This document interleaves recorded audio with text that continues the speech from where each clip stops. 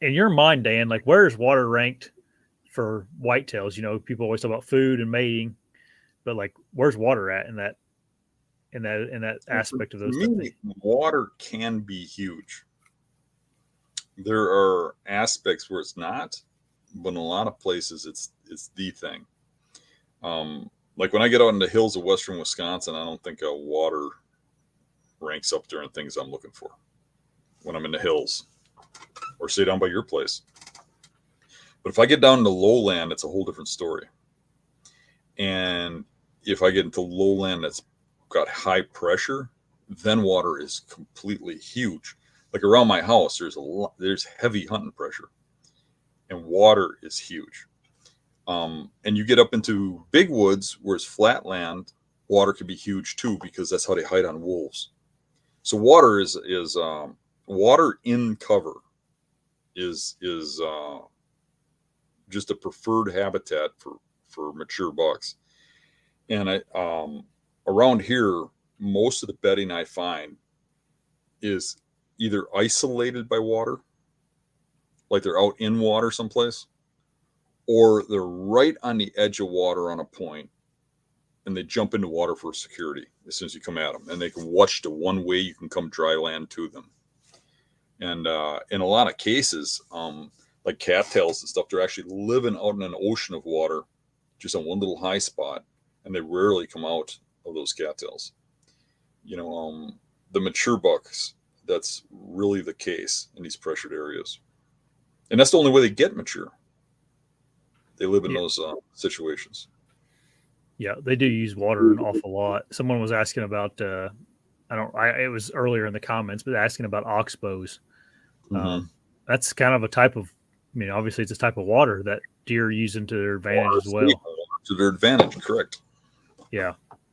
Um, other I've than even like, seen little creeks, an island, even though you can walk across that island, they kind of or walk across that creek really easily. They'll mhm, still use that water as a barrier, you know. yep, yep, and water always creates some kind of transition too, for the Mm-hmm. most part. You So, know, whether it be a creek or a marsh or a swamp or a river, you know, that's always some type of a transition for them, and that's they always like that.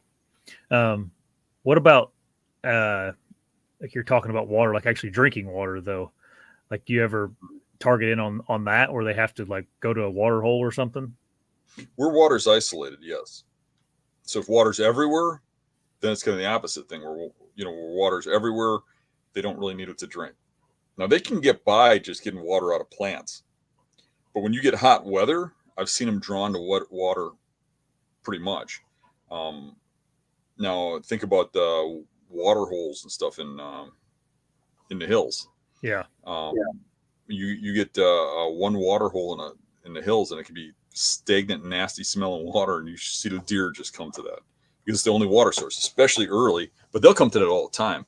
And rut, they really are drawn to water because they get overheated running around, especially in a warm rut, and they will go to those water holes constantly.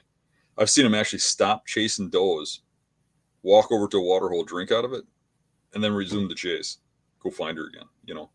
Um, Water could be huge on hot days. Now, you got to remember that really good video that I got of killing that. It's probably my best shot video. That 14 pointer on that water hole. mm-hmm. That was 85 degrees. Everybody I was with, we were on a road trip. Went home because they said it was too hot, and it was the October lull, and you weren't going to kill a deer. It was October 5th, and they're not hunting in 85-degree weather, so they all went home early because they weren't seeing deer. And I went to a water hole, figuring, well, this is close to real good bedding, and if I were a buck up here, this is where I would bed and come over here and get a drink right away in the evening. And that thing came right out of the bedding, walked in there, and I shot it. Yep, yep. That was a cool hunt. Just jumped up and like did a cannonball in the middle of the Oh yeah, it was just water. awesome. I mean, you kind of admittedly said, I don't know, a couple episodes ago that you haven't been using like canoes and kayaks as much as what you used to. Yep. Mm-hmm. Just mostly Yeah. for the Everybody around here started doing that. yeah. So a lot of those places got way more pressure than the places I can walk to. Really? but I am set up well with a kayak and a canoe. I like my canoe better. I'm going to make one of those frames like you showed me. A whole bunch of Yep. people sent me ads for. Maybe I'll just buy one, but it'd be easy for me to make it. I could probably make one better than they sell. Yeah. And then it would custom fit my canoe. Yeah. But I do have one place left that I got to cross water that's fairly deep over the boots for a long ways to access, and it'd be way better taking my canoe. So, yep. I never got a picture of it, but Clay had a custom made one for his canoe he has a Toyota Tacoma, and he had welded one together that was real nice. It looked way sturdier than the Harbor Freight one I have. And it was fit for his canoe. It's kind of weird. It doesn't fit great on my canoe, my little support, but it works. It's fine. It's better than having it stick out there and hanging out and everything. But, yeah, I mean, I in Kentucky particularly, I use water all the time down there because there's a lot of rivers and lakes around the area I hunt, and I mean, you can get to places that a lot of people, and honestly, some places are down there on the public, they can't get to unless they go on a boat or a river, on the river. Yeah, and if you do the in-fault approach, you're going to get bitten junk by a cottonmouth. Yeah, there's a possibility. So a boat's probably a necessity down there. Yeah. It's also, I don't know, the particular river. Many people have said it's pretty dangerous. I think it's like one of the, one of the top ranked rivers of people dying in the country. I guess it has a whole bunch of like tidal swirls and stuff in it. So you got to be careful. Last time I went down there, I had a 16-foot, real nice wide John boat I took down there with me, and that was nice. You could, cover a mile pretty quick in it with it, whereas a kayak's quite a bit slower. Yeah, my kayak's a death trap. I bought a cheap one, and then I made a metal plate for the front of it, and I drilled a hole in the top of it and bolted this plate on it, and the plate's made the size. It's an aluminum diamond plate. And I had it anodized and had holes put in it and stuff, and made it to hold bungees and stuff, and made it so it was the exact shape of a tree stand, and had enough room to put a bow on the front of it, and because there was nothing else to, if you used one of those kayaks, to get your stuff back there with. Yeah. And then it had a little pocket thing in the back, that was bungeed down. Yeah. Where you could put like your lunch in it or something, if because it was made for fruity kayakers. But I used that to put one of those rubber rafts in there and an inflation device, so that the rubber raft was really small. It was like a kid size. Yeah. But you could put a deer in it.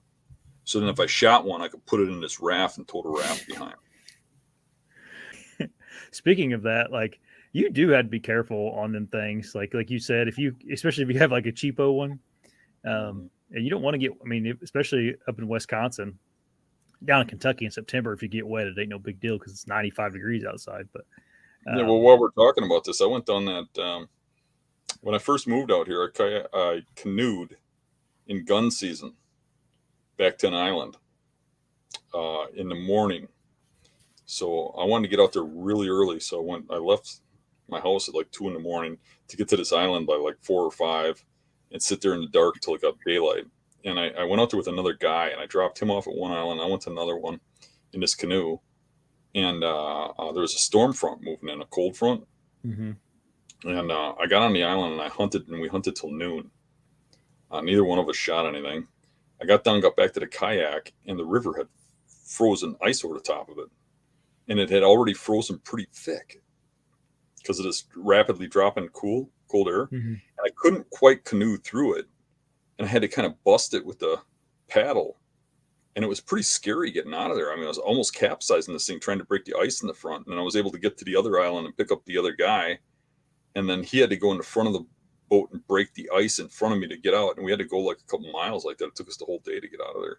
And it was, we almost capsized a couple times. And if you went under that ice, you'd be in trouble. But going down the river, coming out there was like ice chunks floating. There was a little bit of ice on the sides. Yeah. But coming out of there, it was bad after, being out there for like 7 hours. Yeah. There's no deer worth doing something crazy like that. For, yeah. No. Yeah, that river in Kentucky I used the boat on. There was multiple people told me, like, don't be kayaking down there, not that time of year. And because the river was a little bit high too, they had got some rain. They said, don't, if you're going to go on there, make sure you got some type of a bigger boat. Luckily I did. Have you ever had a boat, Dan? Yeah. Oh, have you? Mm-hmm. Why'd you get rid of it? Never used it. Oh. Yeah. There's another piece in Kentucky I used to hunt a lot. And it was actually, I think I killed 2 deer on it. And I killed them almost in the same tree. I don't know if I was in the same exact tree or not, but I was in the same spot. And it was set up to where there was a pond on the property that just ran kind of parallel the property, and everybody would walk in that the parking lot was up by the pond, and the pond kind of went out to the left, and then all the public land was in front of the parking lot, and everybody would just walk into the public land from the parking lot. Well, all the deer bedded kind of just to the left of the parking lot, where not too far from the pond, and to get to where the deer were going to walk to at night, because there was crop fields out past the pond, you'd have to walk right through the deer, and people would they try to walk around it, go all over the place, and I just take my kayak down there, and I just float the river just real quietly. I'd get on the far side of the pond and just float down and get around to the back side of the property, and I think I did that twice and killed deer both times. And it just seemed like every other person I'd ever met down there never had a boat in their truck whenever they were deer hunting to do that. So like if you can access through water, a lot of times the deer just don't expect it. They don't, nothing comes at them that way. There's not coyotes walking through the water, especially if it's a lake or a pond or something to get to them. Not to change the subject too far, but when me and Tyler hunted Black River Falls in Wisconsin for bears, they gave way too many bear permits out for that area. Mm-hmm. So there's a lot of pressure, but guys can only carry bait so far. Mm-hmm. And everybody bait hunts.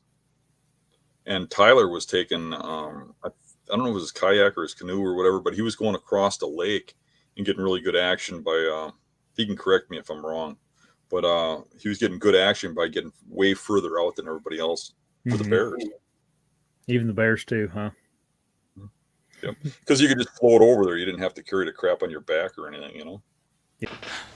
Hey everybody, if you like the channel, make sure you subscribe right here. And if you like the clips, I got 2 more options for you. 2 options right here. Subscribe right here. See you guys.